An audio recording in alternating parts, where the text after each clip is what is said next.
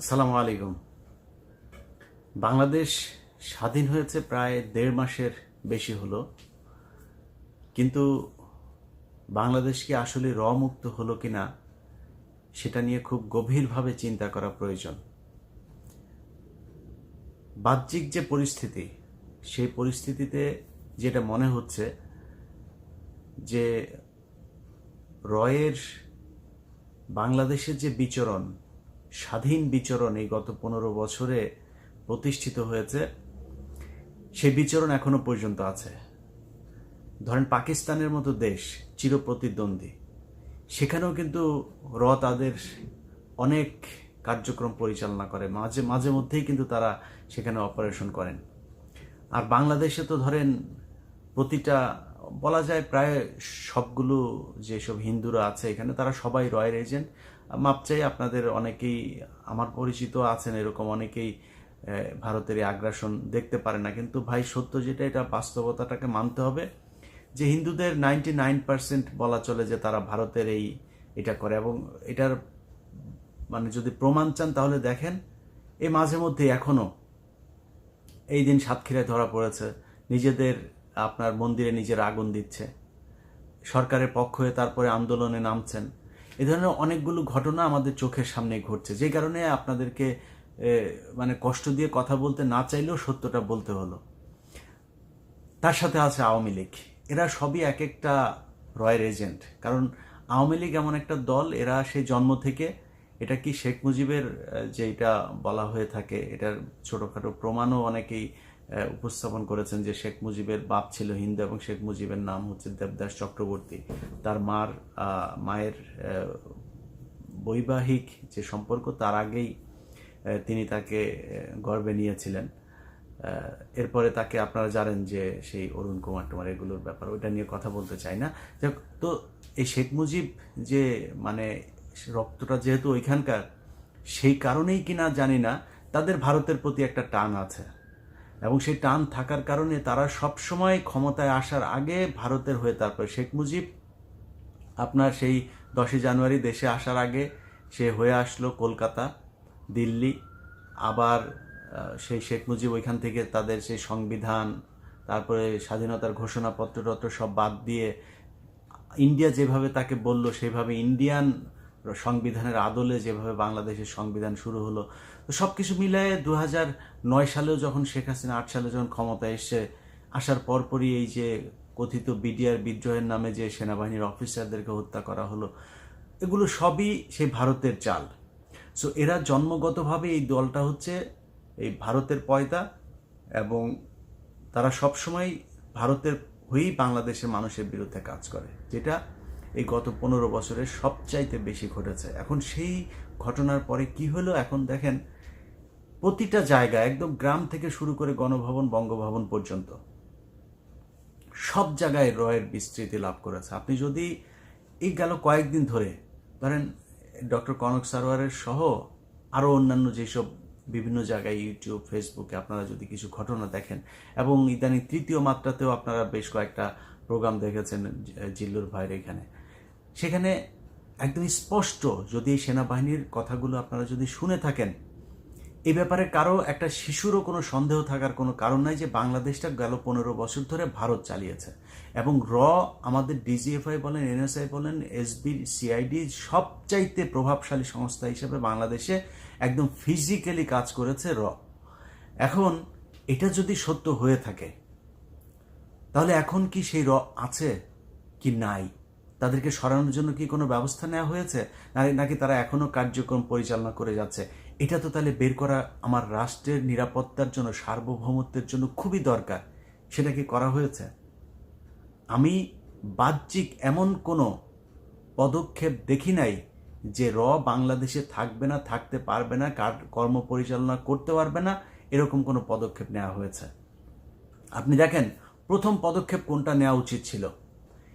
এই দেশে সেনাবাহিনী আপনার এই গেল 15 বছরে যতজন অফিসারকে চাকরিচ্যুত করেছে, তাদের ব্যাপারে দেশপ্রেমের কোনো পরীক্ষা নেওয়ার দরকার নেই। তারা সোজা বয়স বেড়ে গেলেও প্রয়োজনের এই আপনার বয়সের সময়সীমা বাড়িয়ে হলেও তাদেরকে এনে আবার চাকরিতে আনতে হবে, কারণ তারা জানেন যে রয়ের কারা কারা এই দেশে কাজ করেছে।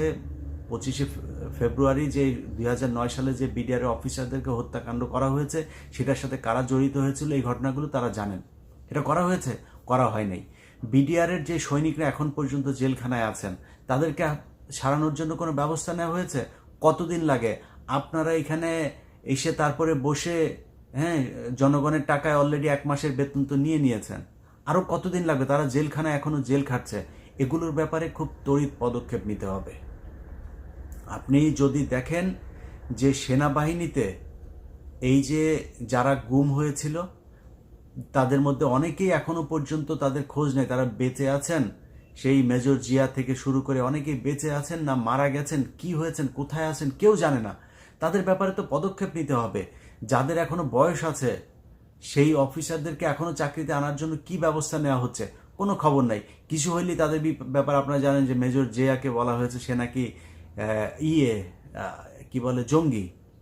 তো এই শেখ হাসিনার এই যে নাটক, ভারতের প্রেসক্রাইবড যে নাটক এই দেশে এই গেল 15 বছর ধরে ইমপ্লিমেন্টেশন হয়েছে, সেই ইমপ্লিমেন্ট করতে গিয়ে যত বাংলাদেশের মেধাবী সৈনিক অফিসারদেরকে এই দেশের মানে শাস্তি দেওয়া হয়েছে, তাদেরকে দেশান্তরিত করা হয়েছে, গুম করা হয়েছে, খুন করা হয়েছে, তাদেরকে দ্রুত ফিরিয়ে আনতে হবে। সেটার কোনো পদক্ষেপ এখন পর্যন্ত দেখি নাই। সো সেটা কবে হবে, কি করা হবে, সেটা খুব দ্রুত পদক্ষেপ নিতে হবে। আরেকটা বিষয় নিয়ে কথা বলে শেষ করতে চাই, সেটা হচ্ছে বাংলাদেশের অনেক মানুষ আছে, এই যে কয়েকদিন আগে যে আন্দোলন হলো, সেই আন্দোলনের ভেতরেও প্রমাণ করে গেছেন যে বাংলাদেশের মানুষ তার দেশের জন্য জীবন দিতে পারে, প্রস্তুত।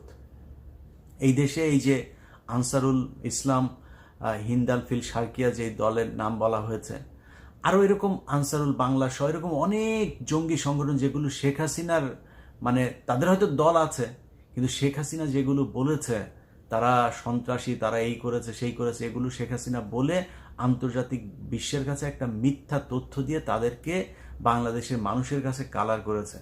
তো এই কালার যারা আছে, যেই সংগঠনগুলো, এই সংগঠনের ভেতরে বেশিরভাগই আমি মানে যতটুকু আমার এটার ভেতরে ঢোকার, বিভিন্ন জায়গায় ঢোকার সুযোগ হয়েছে, আমি দেখেছি এরা সবাই দেশপ্রেমিক। এরা দেশের জন্য বিভিন্ন সংগঠন করেছে, সেটাকে জঙ্গি বলে তারপরে শেখ হাসিনা প্রতিষ্ঠিত করেছে। অতএব তারাও কিন্তু জীবন দিতেই সেখানে গিয়েছে যদি প্রয়োজন হয়। সেই মানুষগুলো এইখানে এখনো পর্যন্ত এরকম অনেকে বেঁচে আছে। তাদের মতো অনেক মানুষ আছে যারা এখনো জীবন দিতে পারে, জীবন দিতে চায় এই দেশের জন্য। আমি মনে করি যে যারা যারা এই দেশের জন্য জীবন দিতে চেয়েছে, তাদেরকে নিয়ে তারা কি চায়, তাদের এই বিষয়গুলো সামনে নিয়ে এসে তারপরে জনগণের সামনে বলা উচিত যে তারা আসলেই কি জঙ্গি ছিল, না তারা কি চেয়েছিল।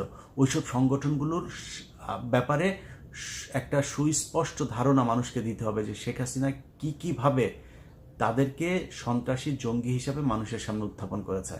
এটা একটা পার্ট আওয়ামী লীগ, কিন্তু এটা আমরা জানি যে শেখ হাসিনা এখন দেশে নাই। শেখ হাসিনা কি করেছে, কিভাবে জঙ্গি নাটক সাজিয়েছে, যেই মিডিয়াকে দিয়ে করেছে সেই মিডিয়াই এখন আমাদের সামনে তুলে ধরছে। কিন্তু একটা অনেক বড় জায়গা আমাদের ধরাছোঁয়ার বাইরে আছে, সেটা হচ্ছে প্রথম আলো আর ডেইলি স্টার। আমার বিশ্বাস বাংলাদেশে এখনো লক্ষ লক্ষ কোটি কোটি মানুষ আছে এই দেশের জন্য জীবন দেওয়ার জন্য। আপনাদের পায়ে ধরে বলছি, আল্লাহর কসম, এই বাংলাদেশের প্রথম আলো এবং ডেইলি স্টার, এই দুইটা হচ্ছে রয়ের একদম সরাসরি বাংলাদেশে কাজ করার একটা শাখা। এই শাখায় বসে বাংলাদেশের বিরুদ্ধে যত ধরনের ষড়যন্ত্র, তাদের কিছু নিউজ থাকবে, যে নিউজগুলো দেখে আপনার মনে হবে ওয়াও, এরা খুবই মানবিক, এরা খুব স্বচ্ছ নিউজ করে, সুন্দর নিরপেক্ষ নিউজ করে। কিন্তু এদের একটা এজেন্ডা আছে, সেই এজেন্ডা হচ্ছে ভারতের যেই রয়ের যে তৎপরতা, সেটাকে সাহায্য করার জন্য, সহযোগিতা করার জন্য যা যা প্রয়োজন এই পত্রিকার মাধ্যমে সেটা করা হয়। আপনাদেরকে যদি আমি কয়েকটা প্রোগ্রাম নিয়ে কাজ করছি, সেই প্রোগ্রামগুলো আপনারা দেখলে তারপরে বুঝবেন যে প্রথম আলো কিভাবে খুব সূক্ষ্মভাবে ভারতীয় গোয়েন্দা সংস্থার সহায়তায় বাংলাদেশের দেশপ্রেমিক সেনাবাহিনী, পাহাড়ের সমস্যা, 21শে আগস্ট, উদীচী, বিভিন্ন জায়গায় এই কিভাবে আমাদেরকে আপনার জঙ্গি নাটক সাজিয়ে তারপর আমাদের দেশপ্রেমিক মানুষগুলোকে জঙ্গি সাজিয়েছে। আপনাদের মনে আছে যে বলা হয়েছে একটা কু করার চেষ্টা করা হয়েছিল মেজর সৈয়দ জিয়াউল হকের নেতৃত্বে, তাকে জঙ্গি বানিয়ে কোথায় আছে কেউ জানে না। তো এই যে এটা করা হয়েছে, এটাকে কেন জঙ্গি হিসাবে নিয়ে আসা হলো? সে তো এমনিতে কোর্ট মার্শাল হতে পারতো, সেনাবাহিনীর আইন ভঙ্গ করলে সেনাবাহিনী তার বিচার করতে পারতো, কিন্তু এই যে জঙ্গি বানানো, এটাকে এই ফর্মুলা কোত্থেকে আনলো?